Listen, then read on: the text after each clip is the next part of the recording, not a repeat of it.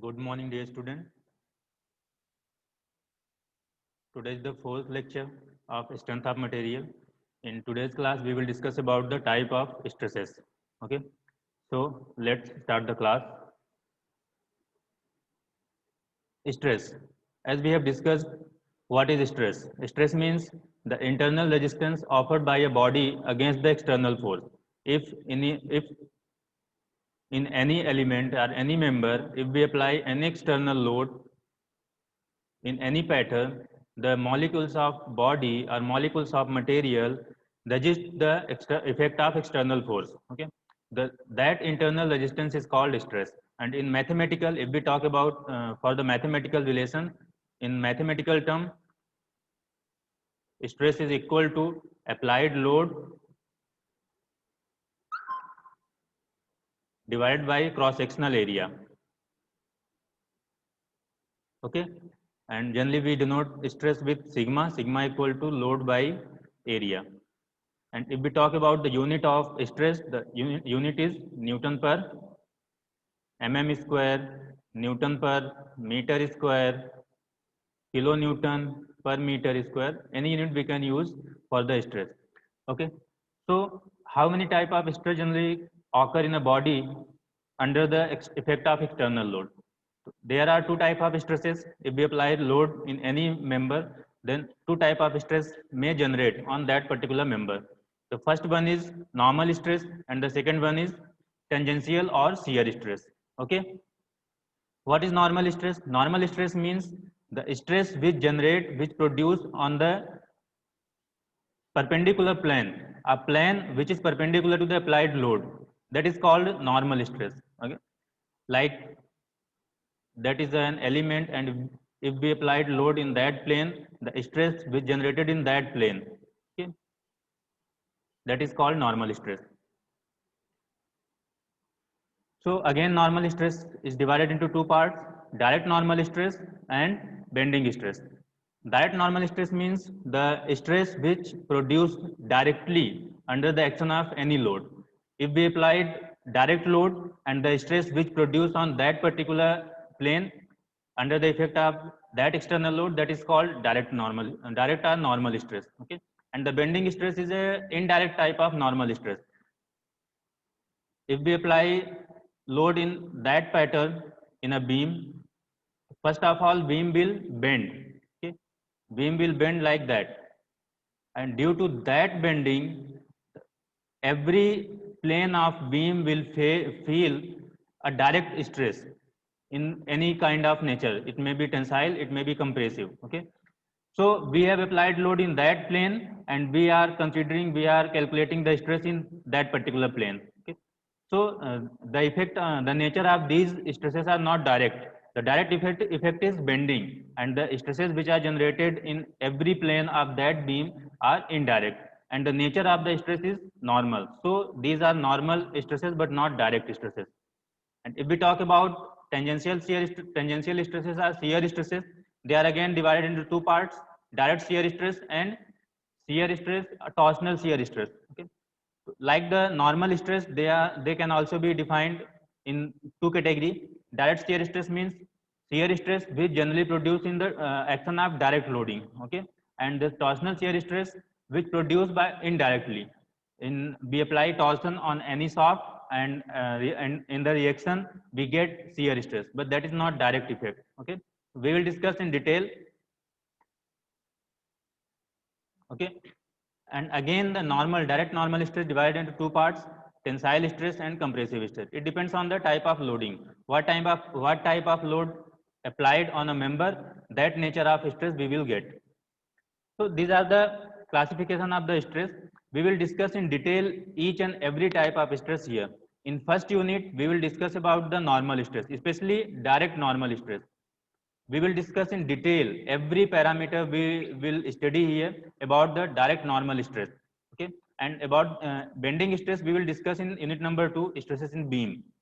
There we will discuss in detail about the bending stress, how it generate, what type of stress, what type of maximum value it can produce. We will discuss all about the shear stress. Normal shear stress we will discuss in first unit along with direct normal stress, And the torsional stress we will discuss in last unit, 5th unit, where we will discuss the torsion on soft. Okay? So a dedicated unit is being designed for that particular type of stress and that particular type of stress. In second unit, we will discuss about the bending stress. In last unit, we will discuss about the torsional shear stress. The complete unit are dedicated to these topics. Okay, and here we will discuss about the direct normal stress and direct shear stress. Okay, so let's start the classification in detail. First of all, normal stress. We have already discussed what is normal stress. The stress which is produced on perpendicular plane under the effect of external load. Stress said to be normal stress when the direction of the deforming force is perpendicular to the cross-sectional area. If the action of force, application of force is perpendicular to the plane of the body, the length of the wire and volume of the body change, stress will be at normal. If the dimensions, the volume of a body is changing, we can say there is a normal stress. The changes are occurring due to the normal stress, right? Direct normal stress are two types, tensile stress and compressive stress. What is tensile stress? By the name you can judge, you can find out if the nature of load is tensile, then the stress will be produced in tensile nature. Here we can see, here is an element, we have applied tensile load. Against the tensile load, if we see the effect of internal resistance at any cross section, the effect will be in tensile nature. The effect of, if we consider whole assembly, load and internal resistance at the same time, we can identify, we can feel the effect of these load and these resistance on that particular length of body. Due to the effect of the external load and internal resistance, that portion of body will feel tensile and it will elongate. Okay, and the compressive stress means if the nature of load, application of load is compressive, the stress will be in compression nature. Okay, in the figure we can see here is an element, we have applied compressive load. Okay, and if we see the effect of this compressive load, internal resistance, for example, we have considered that plane, the resistance will act like that. So magnitude of load, external load and internal resistance will be equal, but direction will be different. And if we consider that element separately, that is our element, here is external load and here is internal resistance. Here load will be equal to resistance. If we consider whole assembly at the same time, the effect on that particular length due to that external load and internal resistance will in compression, they combiningly compress that element. So the effect of this type of stress is compression, compressive. The last one is, the next one is, sorry, shear stress or tangential stress. We can say it's shear stress and we can also say it's tangential stress. When that kind of stress produced in the body, if the effect of load or application of load is tangential along the surface, okay, in normal stress, the effect of load, the action of load is perpendicular to the surface. But in the case of shear stress or tangential stress, if the load is applied along the surface or tangential to the surface, at that time the stress which produced is in nature of shear stress. We call it shear stress or tangential stress. Here we can see that is our original element which is drawn by dotted line, and that is shear, that is load direction along the surface, and that particular material will deform like that. Okay? In the direction of load, that is the deflection del L, del L. So the internal molecule of material will resist this type of deflection, and that internal resistance is called shear stress or tangential stress. So they are different, different by normal stress. We can also see here in that arrangement, here we have connected two steel plates by a rivet joint. We have used rivet here, and suppose here is a tensile load carried by that plate combinedly. Okay, after the connection, after connecting these two plates, this is a single unit. They will act, they will behave like a single unit. Okay, the load will transfer from this plate to that particular rivet or bolt, whatever we have used, and then transfer to that plate and carry out, pass away.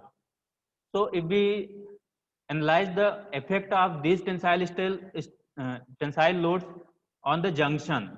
Here is a junction. In that junction, that plate will pull out the rivet in that direction, and this plate will pull out the rivet in this direction. So that is the critical point for the rivet, okay, for the joint. If the joint will fail, that will be the critical most point, the first point where the failure will occur, will generate. And if we see the effect of these in external load on that plane of the rivet, we can see here the cross section of the rivet. The effect of these loads, external loads, will be like that. So what is the nature of these applied load on the cross section of rivet? They are tangential on the plane of the rivet. So if the load is tangential, the stress what will be produced here will be in nature of shear or tangential. We will call these type of stresses as shear stress or tangential stress. So these are the type of shear stress. These are the shear stress generally what produced in a body. We can identify, we can see here by the diagrams all the stresses at the same time. If here is an element, we have applied load in compressive nature, the stress what we will get here, that is in compression, compressive stress. If we apply tensile load, the stress will be tensile. If we apply load in different magnitude, here this load and these loads are same, okay, they are same magnitude in opposite direction. But here, if the magnitude of load are different, right, if any unbalanced load will remain in the body, they will produce that type of failure, and that type of failure generally occur because of the unbalanced load. And unbalanced load, effect of unbalanced load will be like that on the these splitting plane. So the effect of load in that splitting plane is in tangential nature. So the stress what will produce on that particular plane will be tangential stress or shear stress. So that is the example of shear stress. Here is a beam. These are the supports and these are the external loads. Due to that assembly, the beam will bend, and due to the bending, every cross section of beam will feel some stresses.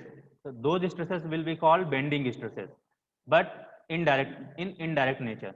Here is in soft the external torque are applied, and due to the effect of these external soft, every cross section of this soft will feel a shear stress. A shear stress will produce in every cross section, every plane of that particular soft. Okay, because the nature of the soft in every cross section is tangential. And here is the combined loading. So the compressive stress, tensile stress, shear stress, bending stress, any type of stress can be produced here. Generally, these type of stresses we will discuss in any material under the action of external load. That's all for today. We'll meet in the next class very soon. Thank you.